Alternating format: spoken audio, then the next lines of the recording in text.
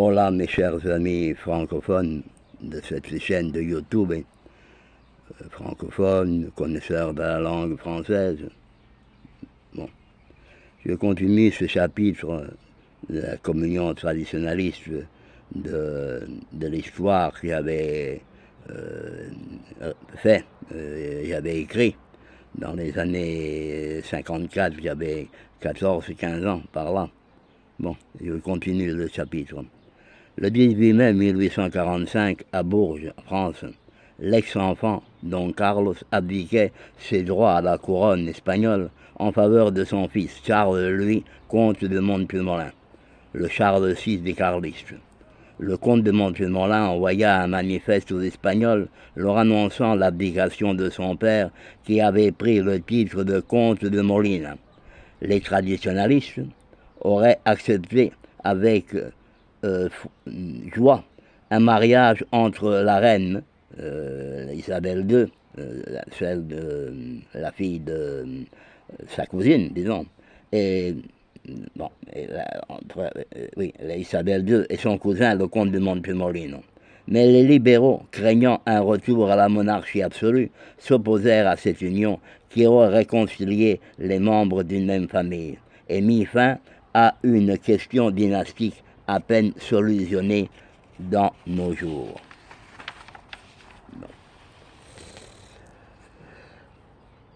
C'est le 28 août 1846 que les Cortés approuvèrent les mariages de la reine Isabelle II avec l'infant Don Francisco de Assis, duc de Cadiz, fils de l'infant François de Paul et de l'infante Charlotte, donc cousin germain de père et mère avec la reine, et celui de l'infante Louise, sœur de la reine, avec le duc de Montpensier, Antoine d'Orléans, fils du roi Louis-Philippe, du roi de France, Louis-Philippe, roi des Français.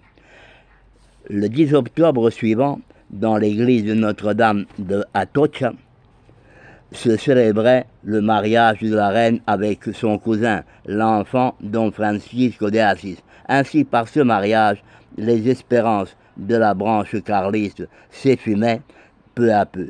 À peine 10 ans après son abdication, Don Carlos rendait son âme à Dieu dans la ville de Trieste, en Italie.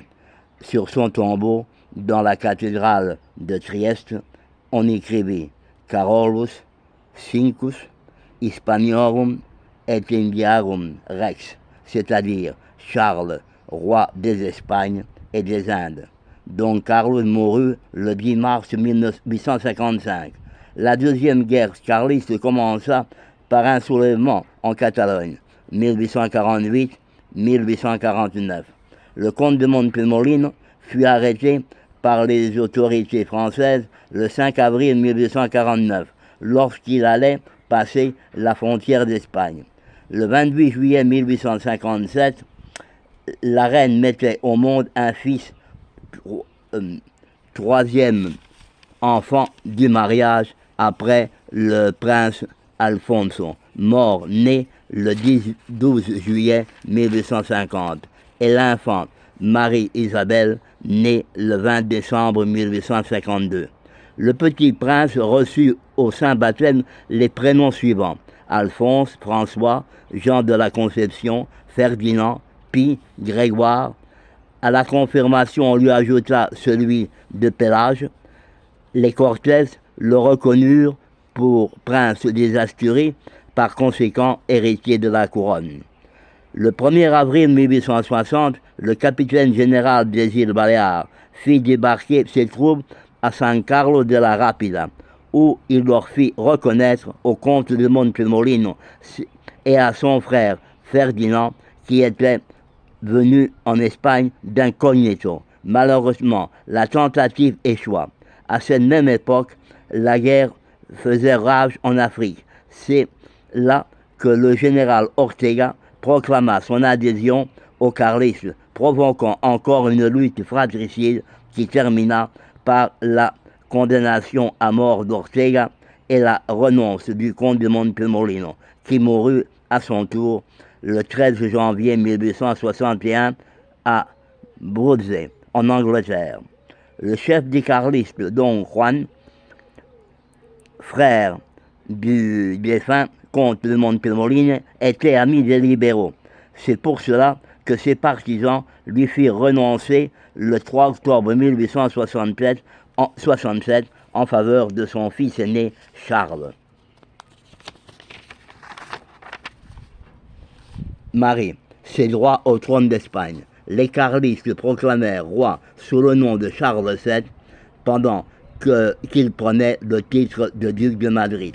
Les généraux qui en 1833 soutenaient la reine Isabelle se soulevèrent contre elle le 17 septembre 1868 et le 30, la reine abdiquait en faveur de son fils, tandis que les généraux révolutionnaires proclamaient le trône vacant. C'est une inexactitude. Cette abdication a été postérieure, hein, en 1862. Elle n'a pas abdiqué quand elle a été détrônée. Hein, c'est une erreur, cela, ici, mais j'avais écrit ça comme ça.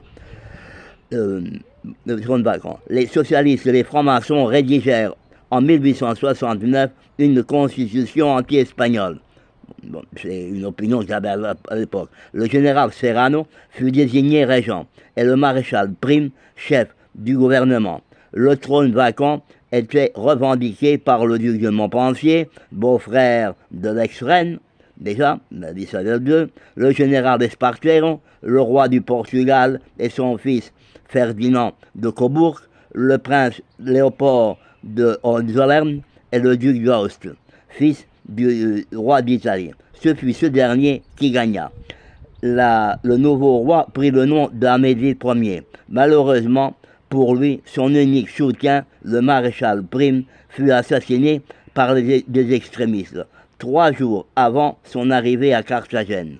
Le duc de Madrid, appelé par ses partisans le roi Chevalier, avait envoyé une lettre à son frère Alphonse lors de la Révolution de 1868, où le prétendant s'était toujours opposé à sa cousine, Isabelle II. Il devait encore plus s'opposer au nouveau roi Amédée Ier de Savoie, qui la plupart des Espagnols appelaient le roi des républicains, ou le roi illégitime, car pour être roi d'Espagne, il faut selon leur loi descendre du roi Saint-Ferdinand et des rois catholiques.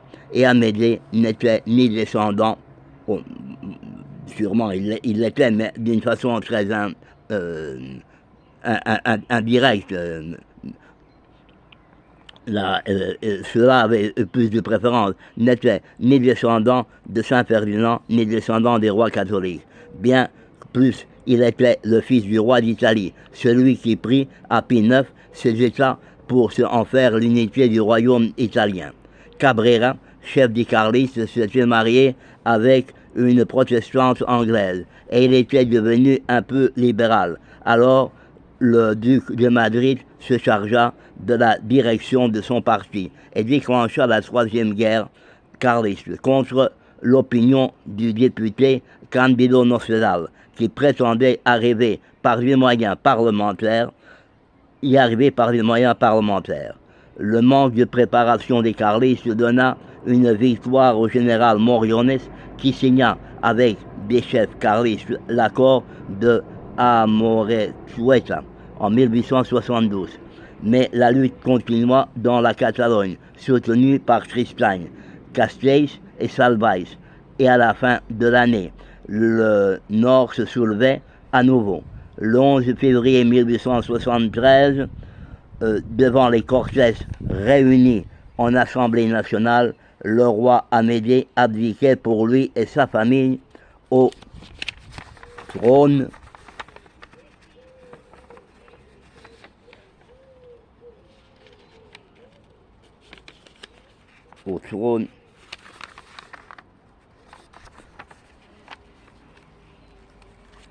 pendant que ces chorales légionnaires proclamaient la République. Combattus par les carlistes et par les alfonsinos, partisans des fils d'Isabelle II, l'armée républicaine était indisciplinée, ce qui facilita aux guerriers carlistes de dominer la Navarre, une partie de la Catalogne et du royaume de Valence, comme au temps de la Première Guerre. Maître de Portugalete, ils assiégèrent Bilbao, et le général Moriones, qui avait accouru au secours des républicains, fut battu à San Pedro Abanto en 1874. Le général Concha arriva à faire reculer les carlistes de Bilbao, mais il fut vaincu par ces derniers à Estella. Les gouvernementaux, voyant que le peuple haïssait la République, se décidèrent à rétablir la monarchie en la personne du fils d'Isabelle II, qui prit le nom d'Alphonse XII. C'était le 29 décembre 1874 que le général Martínez Campos proclamait face à la brigade d'Aban à Sagonte, après le coup d'État du général Pavia, le retour des Bourbons en la personne d'Alphonse XII. Marie Antonio Cánovas del Castillo fut chargé de constituer un ministère régence jusqu'à l'arrivée du roi qui signa à Saint-Dox un manifeste par lequel il se déclarait catholique et libéral à la fois. La Constitution de 1876 remplaça celle de 1869. La guerre avec les carlistes continua avec la bataille de Bagrar, favorable à ces derniers, mais ils furent vaincus par Martínez Campos, à Seu d'Urgell. Le duc de Madrid dut passer la frontière, laissant pour délégué en Espagne à Candido Nocegal en 1876. En 1877, le roi se maria avec sa cousine, l'infante Mercedes d'Orléans, fille du duc de Montpensier. Veuf sans enfant, il se remaria en 1879 avec l'archiduchesse d'Autriche Marie-Christine, qui lui donna 2 filles et un fils posthume, le jeune Alphonse XIII. C'était le 25 novembre que le roi Alphonse, âgé de 29 ans, mourait, laissant pour régente à sa veuve, la reine Marie-Christine, qui le 17 mai suivant, c'est-à-dire déjà en 1886, donnait le jour à un fils qui fut baptisé sous les noms de Alphonse Ferdinand Marie, à l'occasion de la naissance de cet enfant qui fut Alphonse XIII. Le duc de Madrid envoya un manifeste revendiquant ses droits à la couronne. 2 ans plus tard, en 1888, la communauté traditionnaliste se divisa en 2 groupes. Les carlistes, restés fidèles à la lignée du duc de Madrid,